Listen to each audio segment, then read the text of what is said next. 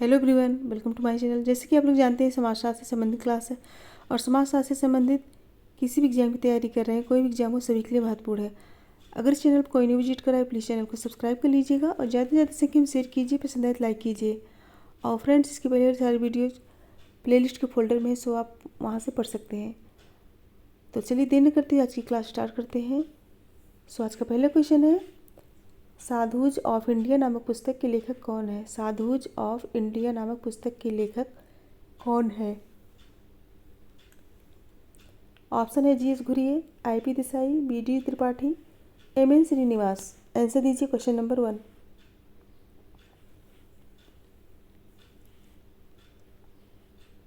Question number 1 right answer होगा option A G S Ghurye. Ghurye ने अपने अध्ययनों में प्रसारवादी परिप्रेक्ष्य के साथ भारत विद्याशास्त्र उपागम का प्रयोग किए हैं। ऑप्शन ही करेक्ट होगा।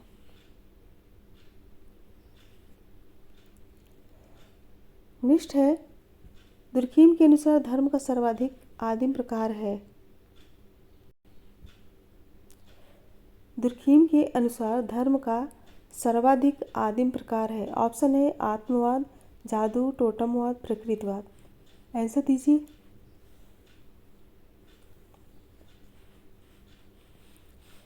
राइट आंसर होगा ऑप्शन सी, टोटमवाद। दुर्खीम के धर्म के समाजशास्त्री सिद्धांत से पूर्व धर्म की उत्पत्ति के संबंध में टायलर ने आत्मवाद, मैक्स मूलर ने प्रकृतिवाद और फ्रेजन ने जादू को कारण के रूप में स्वीकार किया है। और दुर्खीम ने अपनी पुस्तक the elementary forms of religious life में धर्म की उत्पत्ति का समाजशास्त्री सिद्धांत प्रस्तुत किए हैं। ऑप्शन सी करेक्ट होगा। नेक्स्ट है, टैबू क्या है? टैबू क्या है? ऑप्शन है पोलिनेशियन विश्वास, एक निषेध, धार्मिक व्यक्तियों द्वारा पहना हुआ अनुष्ठानिक चिन्ह, संबंधियों के मध्य परिहार। आंसर दीजिए क्वेश्चन नंबर 3।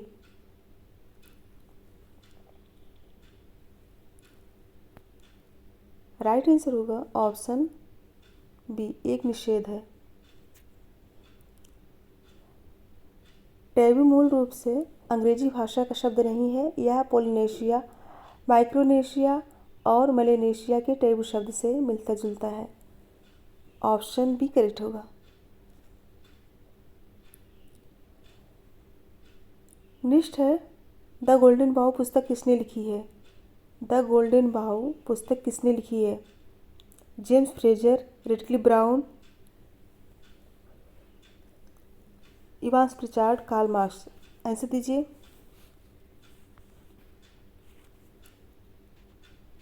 राइट आंसर होगा option A, James Fraser.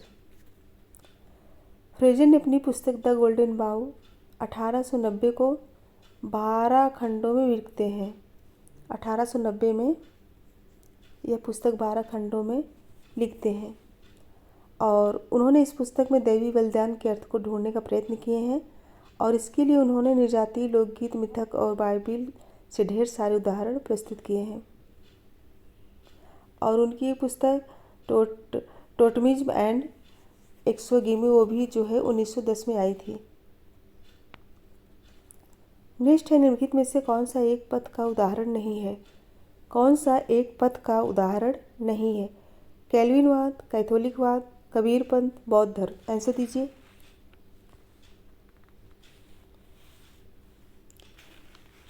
Right answer होगा ऑप्शन डी, बौद्ध धर्म।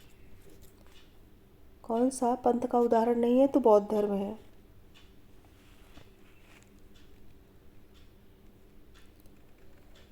नेक्स्ट है, कथन और कारण।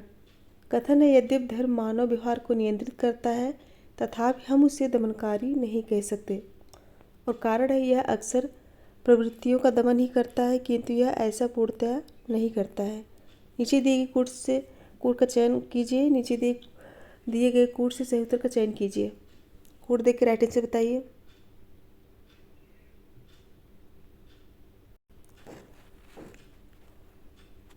राइट आंसर होगा ऑप्शन ए और आर दोनों सही है तथा आर ए की सही व्याख्या है। ऑप्शन ए करेक्ट होगा। उपयुक्त प्रश्न का कथन एवं कारण दोनों सही है तथा कारण कथन का सही व्याख्या है, क्योंकि धर्म मानव व्यवहार पर नियंत्रण रखता है, मानव अलौकिक शक्ति से डरता है अतः धर्म से संबंधित नियमों का पालन करता है। धर्म द्वारा मान्य व्यवहारों का पालन कर व्यक्ति पुण्य कमाता है। ऑप्शन ए करेक्ट होगा।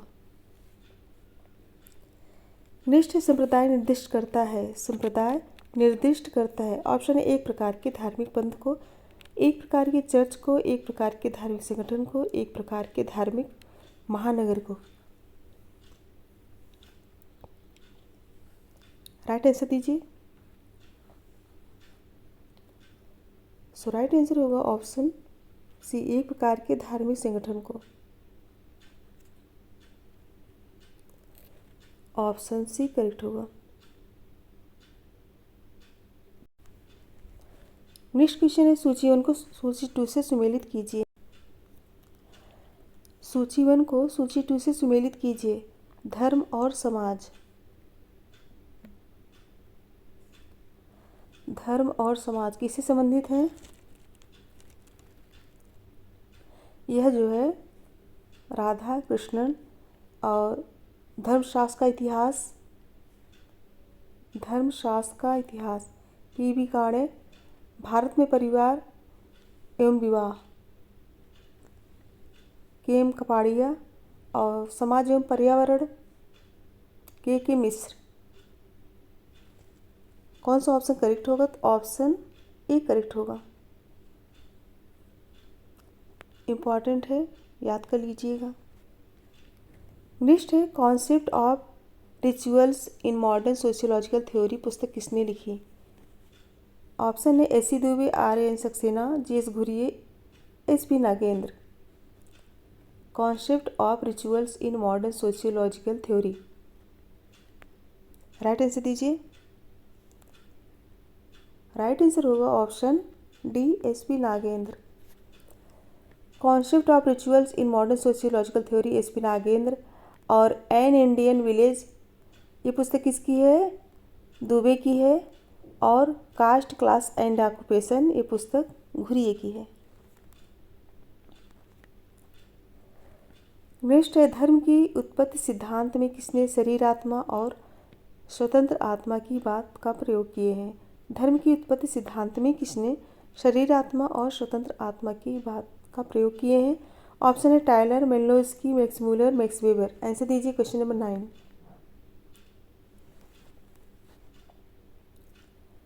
राइट आंसर होगा ऑप्शन ए, टायलर। आदिम धर्म के बारे में सर्वप्रथम सिद्धांत अंग्रेज मानवशास्त्री टायलर ने प्रस्तुत किया है। सो ऑप्शन ही करेक्ट होगा। नेक्स्ट क्वेश्चन है हिंदू संस्कार पुस्तक किसने लिखी? हिंदू संस्कार पुस्तक किसने लिखी? ऑप्शन है B D. Pandey, R B. Pandey, P B. Kane, G S. Ghurye. Right answer दीजिए।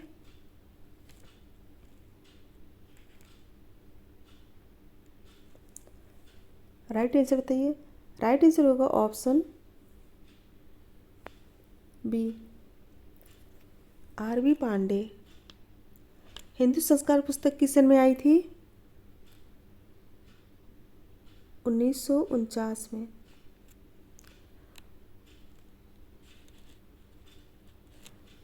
जी.एस. घुरिये की कौन सी है? Sadhus of India. और पी.बी. काणे की हिस्ट्री ऑफ धर्मशास्त्र। इम्पॉर्टेंट क्वेश्चन है सब। नेक्स्ट कर्मयोग पुस्तक किसने लिखी? कर्मयोग पुस्तक किसने लिखी? ऑप्शन है राधा कृष्णन, भगवान दास, राजवल्ली पांडे, विवेकानंद। सो राइट आंसर दीजिए क्वेश्चन नंबर 11। राइट आंसर होगा ऑप्शन डी, विवेकानंद। कर्मयोग पुस्तक किसने लिखी है? विवेकानंद ने।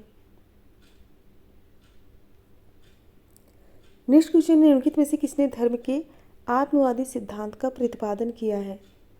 किसने धर्म के आत्मवादी सिद्धांत का प्रतिपादन किया है? ऑप्शन है Tylor, Marett, Max Muller, Malinowski. Right answer बताइए।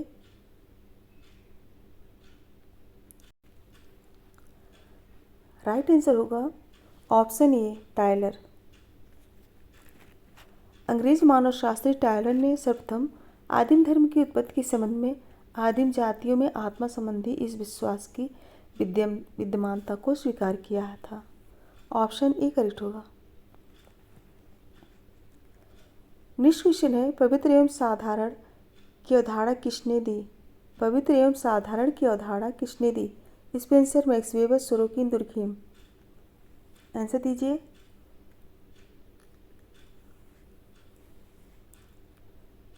राइट आंसर होगा ऑप्शन डी। यह पुस्तक जो है, यह अवधारणा जो है दुर्खीम की है। नेक्स्ट, निम्नलिखित में से कौन सा धर्म ईश केंद्रित नहीं है? कौन सा धर्म ईश केंद्रित नहीं है? यहूदी, ईसाई, इस्लाम, हिंदू। राइट आंसर बताइए।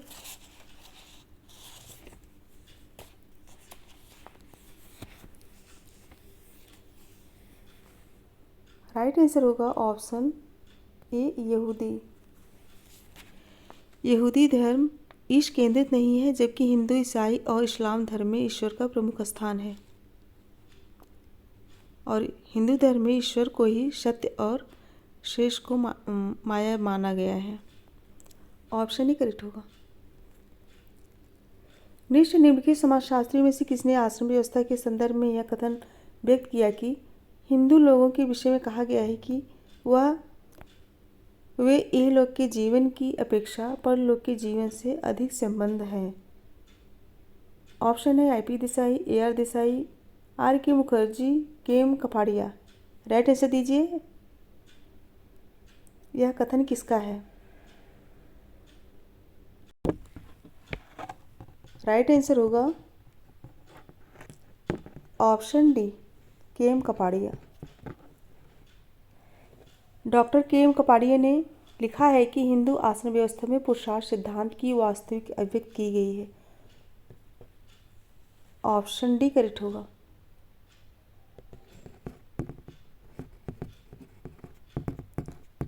नेक्स्ट है, आश्रम व्यवस्था में उस आश्रम को इंगित कीजिए जिसके सहारे सभी आश्रम जीवन प्राप्त करते हैं। आश्रम व्यवस्था में उस आश्रम को इंगित कीजिए जिसके सहारे सभी आश्रम जीवन प्राप्त करते हैं। ऑप्शन है ब्रह्मचर्य आश्रम, गृहस्थ आश्रम, वानप्रस्थ आश्रम, संन्यास आश्रम। राइट आंसर दीजिए।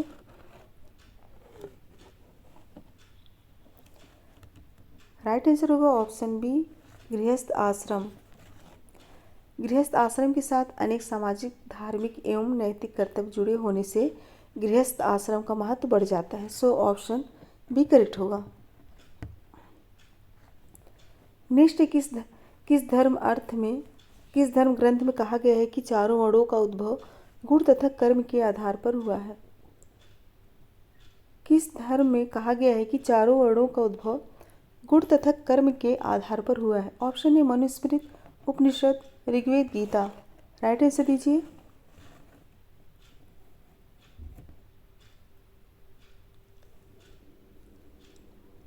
राइट आंसर होगा ऑप्शन डी, गीता। वर्ण का संबंध व्यक्ति के गुण तथा कर्म से पाया जाता है। जिन व्यक्ति के गुण तथा कर्म एक से थे, अर्थात स्वभाव की दृष्टि से समानता थी, वे एक वर्ण के माने जाते थे। और इस बात का प्रमाण हमें भगवत गीता में मिलता है। ऑप्शन डी करेक्ट होगा। नेक्स्ट है, सूची 1 को सूची 2 से सुमेलित कीजिए। सूची 1 को सूची 2 से सुमेलित करना है। जात व्यवस्था किससे संबंधित है? स्तरीकृत समाज। आश्रम व्यवस्था व्यक्ति के विकास का स्तर। पुरुषार्थ जीवन लक्ष्यों की प्राप्ति। और कर्म का सिद्धांत जन्म मृत्यु चक्र। कौन सा ऑप्शन राइट होगा? Option B. Option B correct होगा। नेक्स्ट क्वेश्चन है, हिंदू जीवन दर्शन के अनुसार निम्नलिखित में से कौन एक जीवन जीने का साधन नहीं है? कौन एक जीवन जीने का साधन नहीं है? ऑप्शन है कर्म, धर्म, मोक्ष, कोई नहीं। राइट आंसर दीजिए। 19, क्वेश्चन नंबर 19। कौन एक जीवन जीने का साधन नहीं है?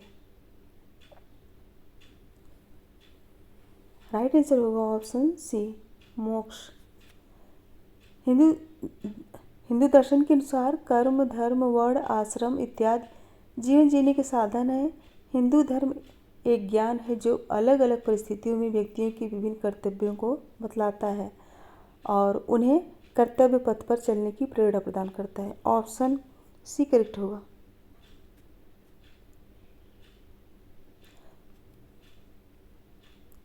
मोक्ष जो है जीवन जीने का साधन नहीं है बल्कि साध्य है। ऑप्शन सी करेक्ट होगा। नेक्स्ट है गलत युग्म को इंगित कीजिए। गलत युग्म को इंगित कीजिए।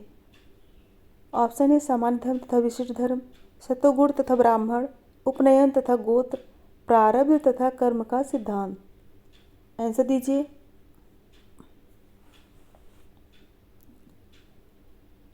राइट आंसर होगा ऑप्शन सी उपनयन तथा गोत्र। सामान्य धर्म और विशिष्ट धर्म धर्म के स्वरूप है। सात्विक प्रवृत्ति वाला व्यक्ति जीवन के प्रति आध्यात्मिक दृष्टिकोण रखता है और ब्राह्मण कहलाता है। उपनयन और गोत्र दोनों भिन्न अवधारणाएं हैं। ऑप्शन सी करेक्ट होगा। नेक्स्ट क्वेश्चन है चार पुरुषार्थों का सही क्रम कौन सा है। चार पुरुषार्थों का सही क्रम कौन सा है।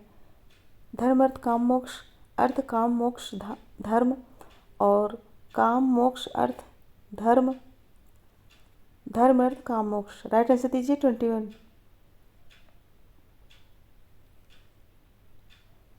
राइट आंसर होगा ऑप्शन डी धर्म अर्थ काम मोक्ष।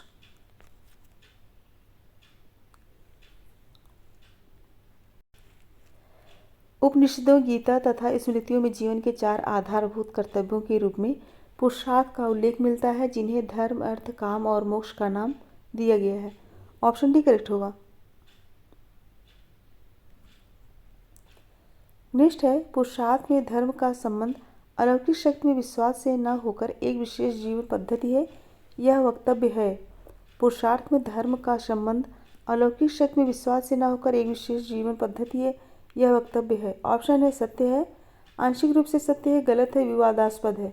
आंसर दीजिए। राइट आंसर बताइए।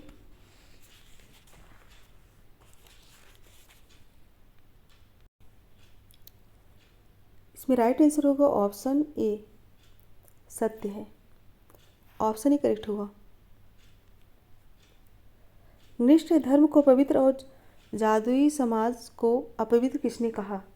धर्म को पवित्र और जादुई आदिम समाज को अपवित्र किसने कहा। ऑप्शन है दुर्खीम, मेलिनोव्स्की, टायलर, फ्रेजर। आंसर दीजिए।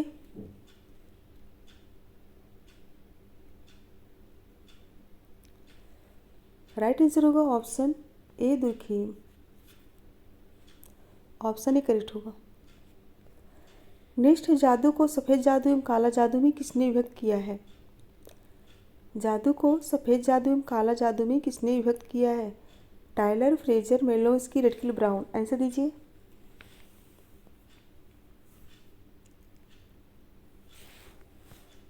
राइट आंसर होगा ऑप्शन सी मेलिनोव्स्की। मेलिनोव्स्की ने सफ़ेद जादू के दो भेद किए हैं। पहले भेद में वे जादू आते हैं जिन्हें कि जीवन की अनिश्चितता और खतरों से मनुष्य की रक्षा करने के काम में लगाया जाता है। सफ़ेद जादू के दूसरे भेद में विचित्र घटनाएं आती हैं। जब कोई व्यक्ति जादू की शक्ति में कोई ऐसा चमत्कार दिखाता है जिसका कि कोई भी आशा नहीं कर सकता तो उसे इस श्रेणी के अंतर्गत लाते हैं। और काला जादू का उद्देश्य दूसरों को हानि पहुंचाना होता है। ऑप्शन सी करेक्ट होगा। नेक्स्ट है किसने जादू को विज्ञान की अवैध बहन कहा है। किसने जादू को विज्ञान की अवैध बहन कहा है। फ्रेजर, दुर्खीम, पिटिंगटन, फोर्टिस। आंसर दीजिए।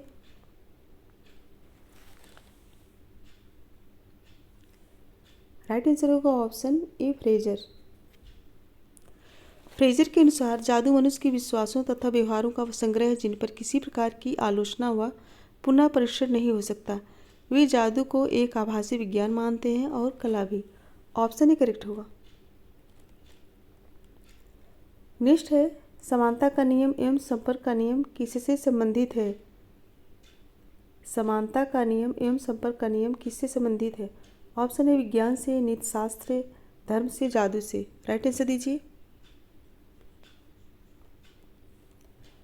राइट आंसर होगा ऑप्शन डी, जादू से।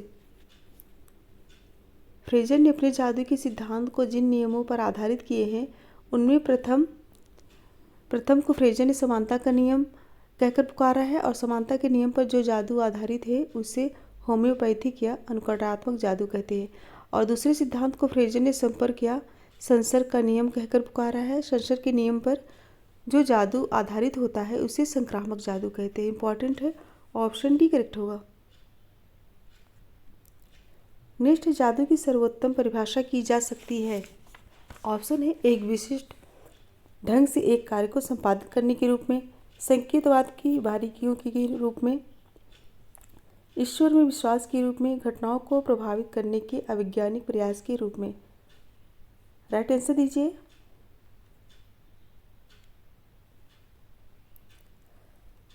सो राइट आंसर होगा ऑप्शन डी, घटनाओं को प्रभावित करने के अवैज्ञानिक प्रयास के रूप में। ऑप्शन डी करेक्ट होगा। नेक्स्ट, किसने हर तरह के जादू को सहानुभूतिपूर्ण बताया है? किसने हर तरह के जादू को सहानुभूतिपूर्ण बताया है? ऑप्शन है Tylor, Frazer, Morgan Mead. Answer दीजिए।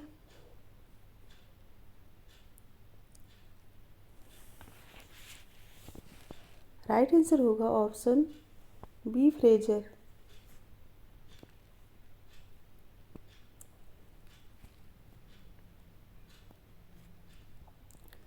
नेक्स्ट है, निम्नलिखित में से किसने कहा धर्म विश्वासों एवं आचरणों की एकीकृत व्यवस्था है जो पवित्र वस्तुओं से संबंधित है? धर्म विश्वासों एवं आचरणों की एकीकृत व्यवस्था है जो पवित्र वस्तुओं से संबंधित है। ऑप्शन है Durkheim, max weber, Parsons, Fraser. Right answer दीजिए। राइट आंसर क्या होगा? राइट आंसर होगा ऑप्शन ए, दुर्खीम। दुर्खीम कहते हैं कि धर्म विश्वासों एवं आचरणों की एकीकृत व्यवस्था है जो पवित्र वस्तुओं से संबंधित है, और यह व्यवस्था एक धर्म को मानने वाले को एक नैतिक समुदाय के रूप में बांधती है। ऑप्शन ही करेक्ट होगा। नेक्स्ट, निम्न में से कौन सा कथन सत्य है? कौन सा कथन सत्य है?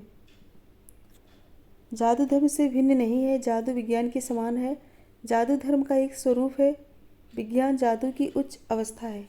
आंसर दीजिए क्वेश्चन नंबर 30।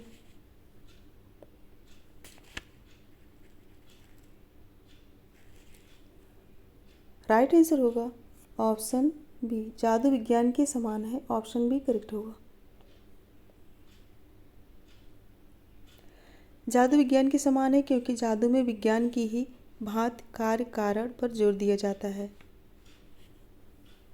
परंतु धर्म में ऐसा नहीं है। सो ऑप्शन बी करेक्ट होगा। फ्रेंड्स, 30 क्वेश्चन है और 30 क्वेश्चन कंप्लीट हुए।